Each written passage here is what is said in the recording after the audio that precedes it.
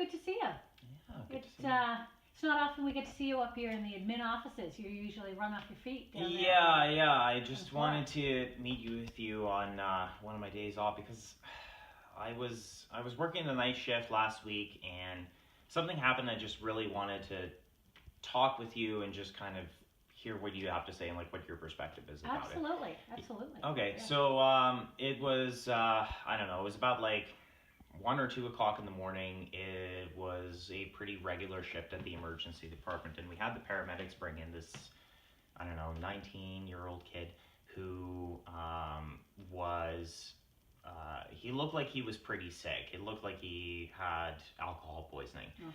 And from what I understand, this is the first time that I've seen this person, but from what the paramedics told me, this isn't the first time that this patient was brought into the emergency room. Okay. And the story that they told us was that this person is in a fraternity and they're going through all of these steps of initiating into this fraternity, right? Yeah. So it looked like there was some kind of hazing or initiation ritual going on where this person was forced to take alcohol rectally, right? So they had like they basically forced this person to take a whole bunch of alcohol into their system, and they were really, really sick, and the paramedics gave us their story.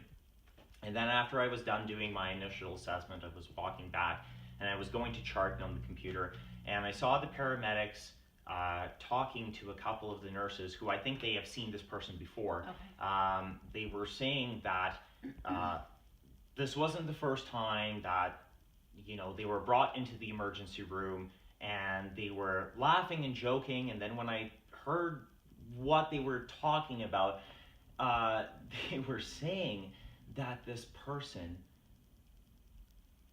like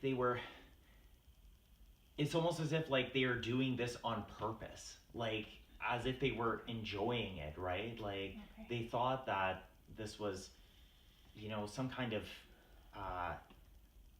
like something that they did out of like Bear Grylls, and he's like, oh yeah, he's doing this like just for attention, or he's doing this like just to impress his friends, or like maybe he like enjoys doing this and that's why we're bringing him in like every week. And the nurses were laughing about this, and I'm like, I'm not sure that this is really appropriate professional, conduct to have between healthcare workers. And I just wanted to hear what your side of the story of this was. Yeah, well, I'm really glad that you brought this forward.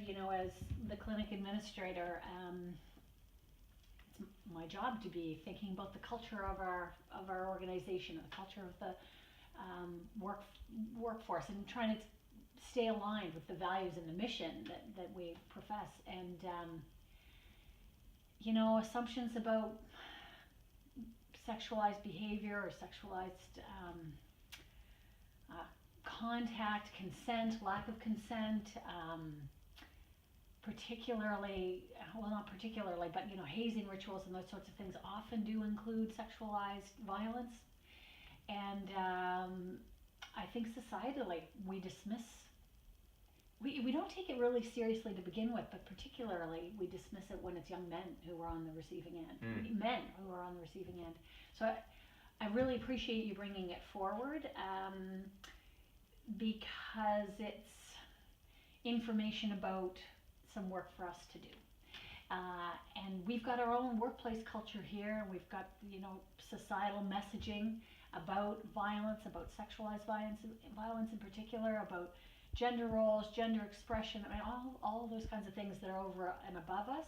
But there are lots of things we can do in our workplace here to make sure we're all on the same page about respectful hearing of people's experiences, not making assumptions about what people have consented to or not consented to, what they like, what they don't like, and not trivialize, really, is what I hear you saying, not trivialize what are deeply significant and often painful experiences that our patients come in with.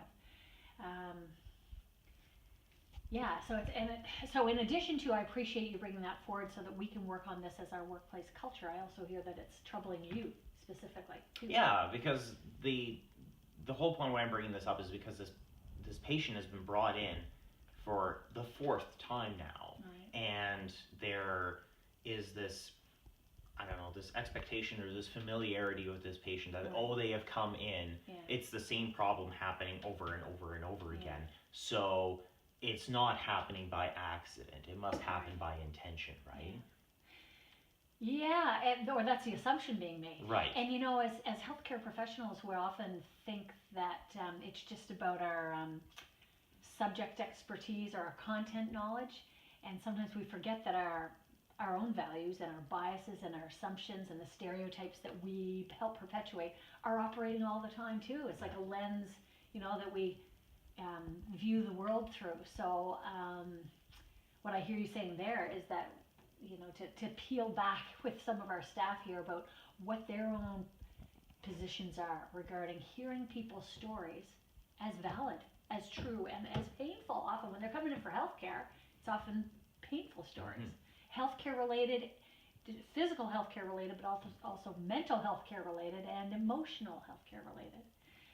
And just before we go, you know, much further beyond that, I just again want to touch base to that I'm not making any assumptions that you too aren't coming with some pieces of this that may connect to experiences that you've had as well. And we can talk about that if you like. We don't need to if you don't want to. But again, as the clinic coordinator here, I just want you to know that we can talk about those things too, because to think that we're all robotic doing our healthcare roles here is just not the way anymore. Maybe it was like that 50 years ago when we weren't expected to do ourselves in it, but we bring our experiences and our values and our perspectives into the work, and then we're in this very intimate work with other people when they're at their most vulnerable.